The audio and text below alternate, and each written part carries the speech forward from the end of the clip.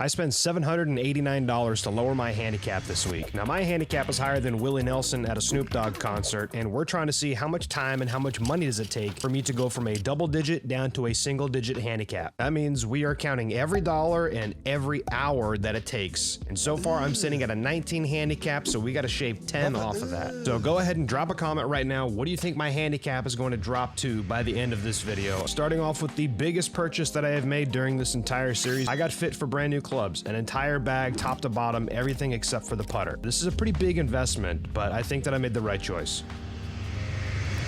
Obviously, you need golf balls to play golf, and I'm fresh out. So not only do we make one trip, we made another trip later in the week, and I ended up 2 for $36. Can't beat it. Then I made a trip down to Trump Doral in Miami, played with my friend the Connected Golfer, so add 4 hours and $103 for that. Now, after the round ended, I did ask Leo to go give me an actual chipping lesson. And if you guys are not familiar with who he is, he's the Connected Golfer on Instagram. He's played professional golf, he gives lessons, he's played with some pretty cool people like John Daly. So this guy's definitely the real deal, and I was in desperate need of some chipping lessons. We just got done playing 18 holes here at Doral. I saw a couple things from Brady that I want to address. Setup issues, a couple patterns in the movement, and what shots to play and when to play them. So that's what we're going to address here in this video today. Nice.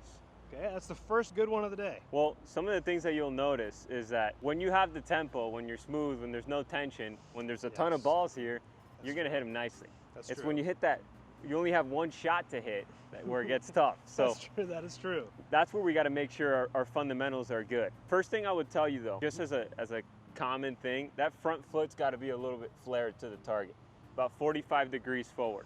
Okay, so now, like that? Yeah. Now the reason you want that is so you can get more weight on your front quad and not feel like you're just kind of like leaning forward.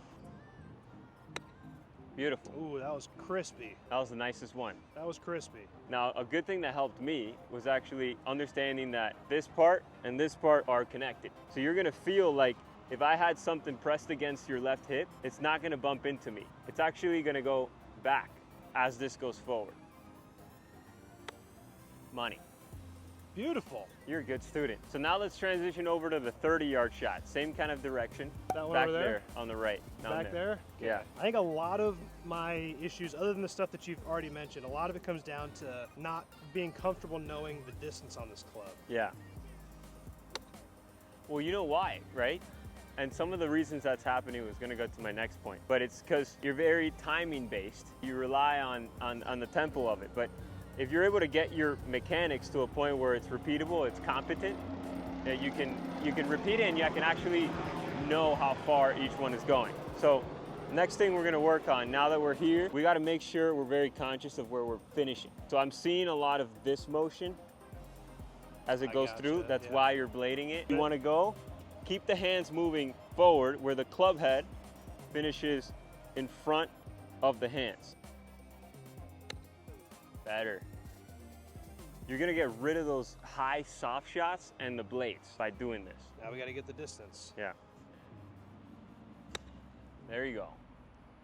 That was nice. I guarantee that you will feel less fear around the greens when you understand that your body is the one initiating and your hands are following. Okay. When we initiate with our hands, that's where it gets ugly, because you're relying on way too much tempo. I mean, I do feel more confident hitting these, like not thinking I'm gonna blade them.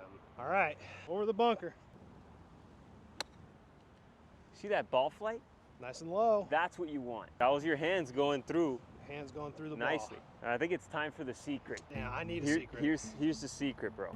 So one of the things that I think you could do, that I do, I actually, before I initiate the swing, I'll transfer my weight a little bit to my right heel. So I'll go here, and then as I'm taking it back, I get my weight back here, and then I close it with my chest. So it kind of looks like something like this, where you go 1, 2, 3. And that automatically gives me the momentum to do what I want to do, or what I've been telling you to do with your body. Wow. It's a great golf shot right there. That's money. Make sure you're practicing a lot of the mechanics that we talked about, like making sure like wherever it goes, doesn't matter. You're getting the contact, you're getting the feel. And then once you're done with that, you're done with that. Yeah. And now your only focus is distance control. Yeah. Because a big mistake many people do is they try to mix things together and try to work on everything at once. Work at one thing at a time and you'll see a lot of success going through. I think so. Stay connected, bro. Always. To be honest, I was disappointed in myself during the lesson. I just couldn't quite get my body to do what my brain wanted it to do. So after I left Miami, I went directly back to my home course and spent a good 30 minutes just sitting there trying to go through the motions because I really want to make this part of my game work. And obviously you can see I still need a lot of practice on it. Next on the list, personal training sessions, 3 this week at $100 a piece. Now, is this required for you if you're looking to lower your handicap? Absolutely not. I, however, think it helps. Go look at any professional golfer and what do they all do?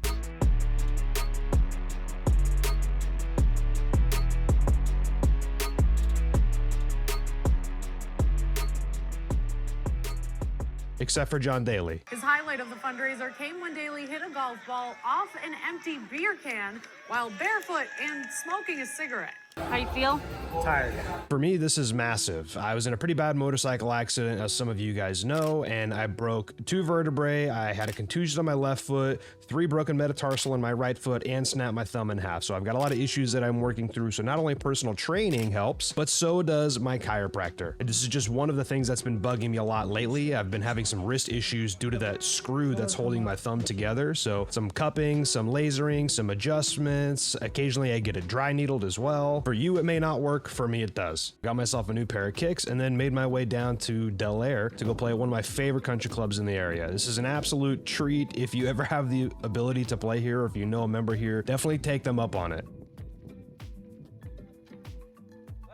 Also, shout out to my editor for including this clip where I look like an absolute tool who doesn't know how to golf. I'm just kidding. He could use any clip and you would still think I don't know how to golf. Now, I know you're asking yourself, Birdogey, what's your handicap right now? What have you been shooting? Well, all these rounds that you've seen so far, these have all been practice rounds. I haven't been keeping score in any of them, including this trip down to Del Air. This is just me and the boys having a good time. We started off playing like a 2v2, and then we all realized that we sucked that day, so we dropped the bet and just went to go play our own ball afterwards. Now, something that's important to me is something that you learn in business a lot. You know, surround yourself by 10 millionaires and you'll eventually become the 11th. If I surround myself with good golfers, maybe I'll also become a good golfer. But you can see, like, just by the way we're playing, we're just out there having fun, having a good time. We're not really keeping track of strokes. I couldn't even tell you what I shot that day, even if I wanted to. But like I was saying, I think it's important to surround yourself with other good players because you're going to learn things from them. You're going to learn how to attack the hole, when to attack the hole, when to lay up. You know, if you're just always taking a driver on every par 4, you might not score as well as if you maybe teed off with your iron and put you in better positioning. And those are all things that you can learn through instructors or through YouTube, but just being out there on the golf course, watching how a good golfer plays, you can actually pick up a lot of information from them and use that to your own advantage. So that's kind of what these practice rounds with my buddies are. It's just me learning.